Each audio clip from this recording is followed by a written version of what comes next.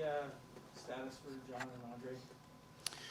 Both guys are on the ice here still, and they're preparing to play. So, obviously that's positive from where they were at yesterday. But they are going to be game time decisions, so we won't really know until after warm up. What's key to getting off to a more engaged start from your crew? I know that's something you've been asking of your team. Yeah, I mean it's just a matter of the mindset of our team coming out to looking to establish our game right away, and we look at the Boston game. Most recently is one where we thought we were really, really good in that area. And despite the fact that in that game we get down, they score first. We're down 1-0 after they scored on the power play. But because you're playing well and you're engaged in the game, it doesn't faze you. You just keep playing. You even the score, and then you take the lead and don't look back. So that's really about the mindset of our team and just being engaged, and that's where we're at as a team. It's just putting together a game like we did against Boston, and then looking to come out and do it again. And now. Where we're at now is looking for a response and looking to reestablish that again. Wayne was saying that for him and maybe for some other players, it's just a matter of kind of getting right into the game right away, like either getting a hit, taking a hit, or giving a hit, getting your stick on the puck, that sort of thing. Do you agree with that sort of take? That yeah, involved from the get-go? Yeah, I think that's all part of it for sure.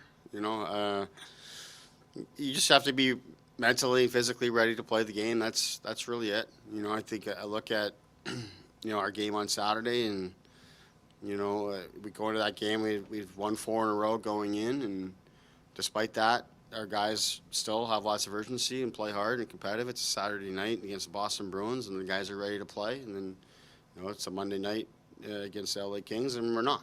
That's not acceptable. It's not what we want to be about as a team. We need to be prepared to play every single night, no matter the opponent, no matter the circumstance, and then, now we're here playing on the road. Same thing. We need to get out and play and know that the opponent's going to be prepared and they're going to be ready.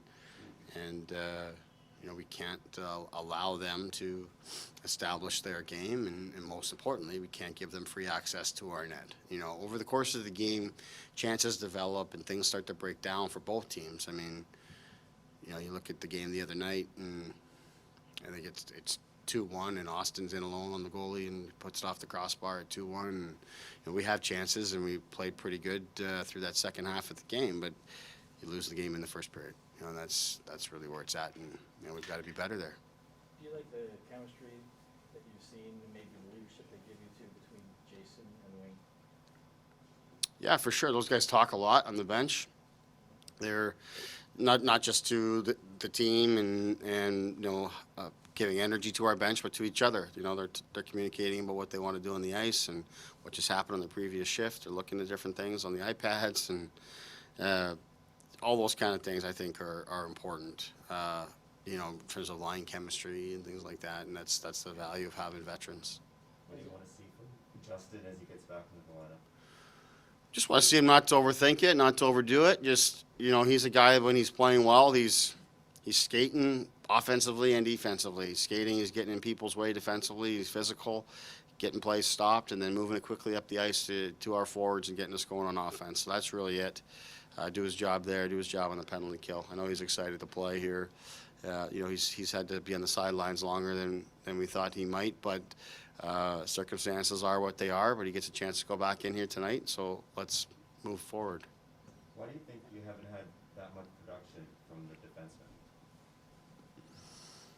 Yeah, we talked about this a bit yesterday. It's hard to put a finger on it. I've gone back through a lot of our scoring chances. Our D are involved in a lot of them, and we've had some really good looks from our defense, and it hasn't gone in.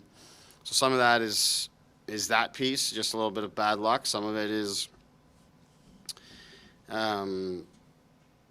generating consistent point shots and getting pucks to go through. I've looked at a lot of the defense scoring around the league, and a lot of it's activating offensively in the offensive zone. It's in the rush. It's those kind of pieces, and RD are just as active, if not more, than most teams. Yet that hasn't produced the results that we want in terms of RD getting on the score sheet. Some of it is just point shots and things getting through and not getting deflected to go offensively versus getting blocked and then transitioning the other way. So there's things for us to look at there, but we're not too worked up on that piece of it. We're more focused on our defense, playing defense.